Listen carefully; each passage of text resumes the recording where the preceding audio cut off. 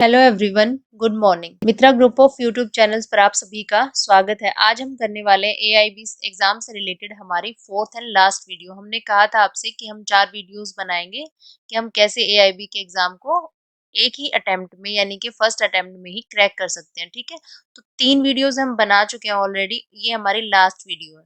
ठीक है, आज हम करने वाले हैं कि हम पेपर को सोल्व कैसे करें कि हमारे मैक्सिमम क्वेश्चन कवर हो जाए और हमारा फर्स्ट अटेम्प्ट में हमारा एग्जाम क्रैक हो जाए।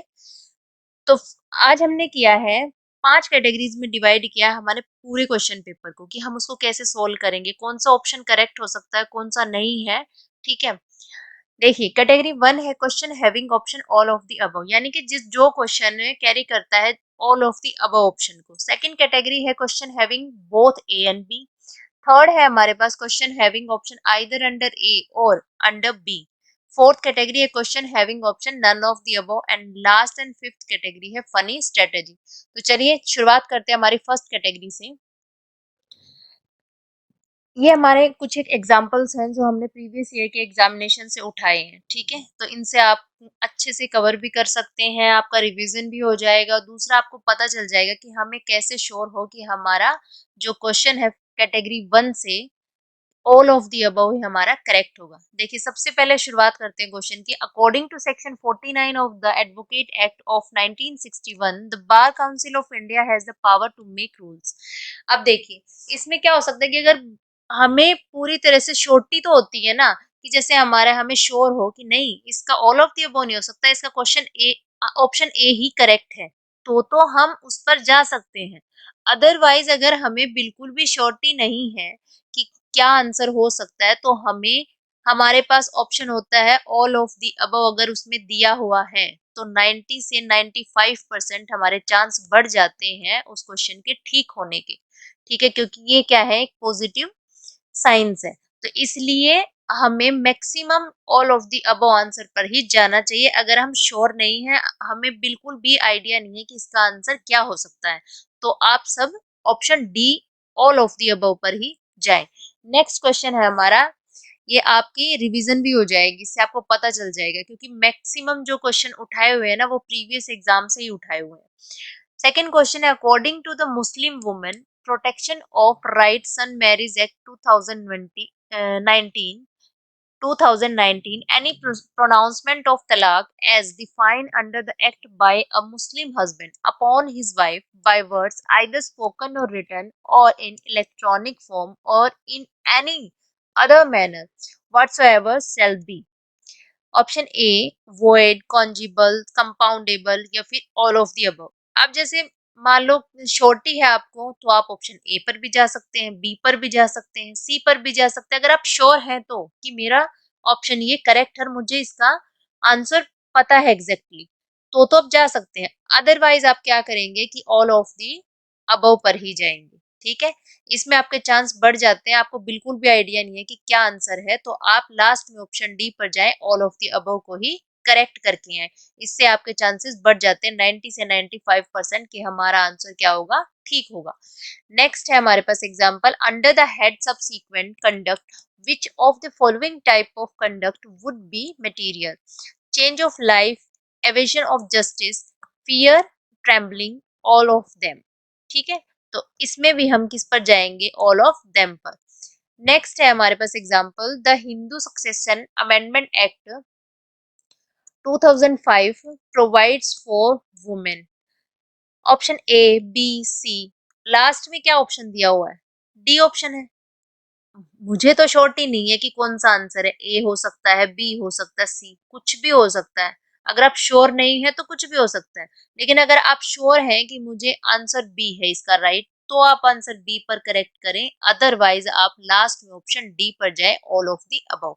ठीक है, अगर हमें बिल्कुल भी आइडिया नहीं है कि इसका क्या आंसर है, जिस भी क्वेश्चन में आपको all of above, all of the above, all of them दिया हुआ है, तो आप लास्ट में उसी ऑप्शन पर जाए। उससे आपके क्या होंगे, 95% चांस बढ़ जाते हैं आपके क्वेश्चन को करेक्ट होने में। ठीक है, अब हम चलते हैं हमारी सेकंड कैटेगरी की ओर। उसमें क्या होता है, question having both A and B. ठीक है, ये भी बिल्कुल सेम उसी की तरह है, इसमें भी हमारे पास 3 पॉजिटिव स्टेटमेंट्स होती हैं। ठीक है, तो उसमें भी हमें क्या होता है, कास्टिंग जैसे देखिए question, casting couch in Bollywood the Indian film industry is an example of sexual assault, sexual harassment, both A and B या फिर नन ऑफ द अबव। इसमें क्या होता है, इसमें भी हम श्योर नहीं है कि मतलब पता नहीं होता हमें कि कौन सा आंसर है, तो हम कहाँ पर जाएंगे, क्योंकि इसमें भी 3 पॉजिटिव स्टेटमेंट्स होती हैं, तो आप इसमें भी आपके चांसेस 95 से 98% बढ़ जाते हैं, both A and B correct होगा। ठीक है, ये हमारे पास next question, national green tribunal can not exercise its jurisdiction with reference to. अब इसमें भी देखिए बोथ ए एंड बी है आंसर। ठीक है, क्यों? क्योंकि हम नहीं है श्योर कि हमें क्वेश्चन का आंसर पता ही नहीं है कि क्या है। इसमें भी हमें श्योरिटी नहीं है कि हमारा आंसर क्या हो सकता है। ठीक है, मैं बार बार वही बात रिपीट कर रही हूँ कि अगर आप श्योर हैं, आपको पता है कि कौन सा ऑप्शन करेक्ट है, तो आप उसी पर जाएं। अदरवाइज आपको बिल्कुल भी कोई आइडिया नहीं है कि इसका क्या आंसर हो सकता है, तो आप मोस्टली पॉजिटिव साइन पर ही जाएं, जो पॉजिटिव स्टेटमेंट दी हुई है बोथ ए एंड बी, तो आप उस पर टिक करके आए। ठीक है, नेक्स्ट है हमारे पास कैटेगरी थर्ड। इसमें क्या है, question having option either under A और अंडर बी। अब देखिए इस तरह की जो ऑप्शन मिलती है ना, वो मिलती है या तो हमें कंपनसेशन चाहिए या क्या चाहिए हमें, हम क्लेम कर रहे हैं। ठीक है, इस तरह से हमें जो भी मतलब कंपनसेशन चाहिए, जो क्या होगा, या तो कोई एक कंपनी देगी, हम 200 से तो ले नहीं सकते, या तो हमें एक एक ही से तो लेना होगा। तो इसमें क्या होगा, या तो ए हो सकता है या फिर बी हो सकता है। ठीक है, दोनों नहीं हो सकते, जैसे हमने पिछले वाले क्वेश्चन में किया कि बोथ ए एंड बी, वो नहीं है इसमें। इसमें क्या होगा, या तो एक होगा या फिर बी, और इस तरह की ऑप्शन दी जाती है, जैसे एम्प्लॉयमेंट से रिलेटेड हो गया, जैसे कंपनसेशन से रिलेटेड हो गया कि हमें कंपनसेशन चाहिए, हम क्लेम कर रहे हैं। ठीक है, जैसे ये क्वेश्चन देखिए आप, a railway servant was killed in a bus accident during the course of employment, his family member may claim compensation under. देखिए अब उसकी फैमिली एक एक्ट से कंपनसेशन ले सकती है, या तो मोटर व्हीकल एक्ट से ले सकती है या एम्प्लॉइज कंपनसेशन एक्ट से ले सकती है। ठीक है, बोथ ए एंड बी से नहीं ले सकती, ये तो होगा ही नहीं, क्योंकि दोनों से हम कंपनसेशन ले नहीं सकते हैं। ठीक है, तो एक ही एक्ट से होगा, तो क्या होगा इसका, ये आइदर अंडर ए, या तो ए से या फिर बी से। ठीक है, इस तरह से आप थोड़ा सा अपना दिमाग यूज करके आप अपने करेक्ट ऑप्शन को चूज कर सकते हैं। नेक्स्ट है हमारी कैटेगरी फोर्थ। इसमें क्या होगा, the question have option none of the above. अब देखिए ये है ना उनसे थोड़ा सा अलग है। जैसे आप क्वेश्चन देखिए, R v Dudley and Stephen stand for the principle that. हमारे पास 3 ऑप्शन दी हुई है, option A B and C. ठीक है, और लास्ट में हमारे पास एक नेगेटिव ऑप्शन है, नन ऑफ द अबव। तो जैसे हमने लास्ट वाले हमने जितनी भी कैटेगरी करी है, उनमें हमने क्या किया है कि ये पॉजिटिव साइन होते हैं, तो हमें मैक्सिमम उसी पर जाना होता है। बट इसमें क्या होगा कि नन ऑफ द अबव जो है, हमें उस पर नहीं जाना, क्योंकि वो क्या है, नन नेगेटिव साइन है। तो मैक्सिमम क्वेश्चंस में none of the above answer नहीं होता है, तो आप किसी एक ऑप्शन को ही इसमें चूज कर सकते हैं। ठीक है, ये हमारी last and fifth category, funny strategy. इसमें क्या होगा, इसमें सभी को पता है। देखिए सबसे पहले क्या होगा कि हमने सोल्व कर लिए 40 से 50 questions from bare act and हमारी नॉलेज बेस्ड जितने भी थे। ठीक है, 40 से 50 के अराउंड हम क्वेश्चन अपने सोल्व कर चुके हैं। ठीक है, उसके बाद हमारे पास बचते हैं 60 से 50 क्वेश्चंस जो हमने अटेम्प्ट नहीं किए, जिनका हमें कोई आइडिया ही नहीं है।